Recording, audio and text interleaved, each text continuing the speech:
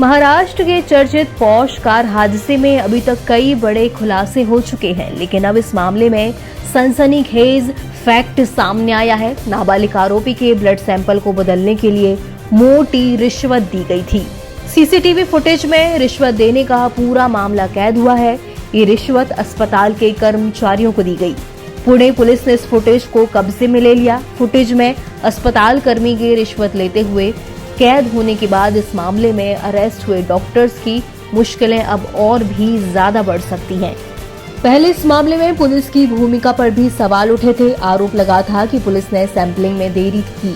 बाद में सैंपल बदलने का ही खुलासा हुआ था। इसके बाद नाबालिग की मां को अरेस्ट किया गया क्योंकि ये सैंपल कथित तौर पर आरोपी की मां से बदला गया था।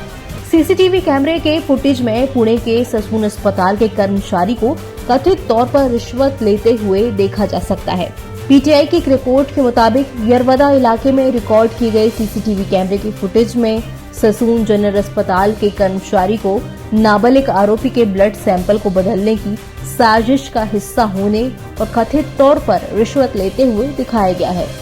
पुलिस के मुताबिक इस बिचौलिए की पहचान अशफाक माकंदर के तौर पर हुई है। उसने अस्पताल कर्मचारी अतुल घाट काम्बले को रिश्वत सौंपी थी। ये रिश्वत जुवेनाइल जस्टिस बोर्ड के परिसर में दी गई। इसकी रिश्वत की कुल राशि 3 लाख रुपए थी। पुणे पुलिस ने ब्लड सैंपल बदलने के मामले में घाल काम्बले को अस्पताल के निलंबित फॉरेंसिक विभाग के प्रमुख डॉक्टर अजय तावरे और पूर्व आकस्मिक चिकित्सा अधिकारी डॉक्टर श्रीहरि हलनोर के साथ अरेस्ट किया था।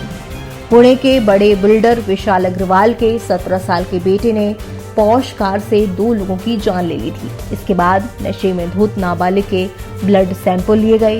ये सैंपल 19 मई को घटना के कुछ घंटे बाद ही लिए गए। इनमें हेराफेरी का खुलासा हुआ था। इस पूरे मामले में अग्रवाल परिवार जेल में है।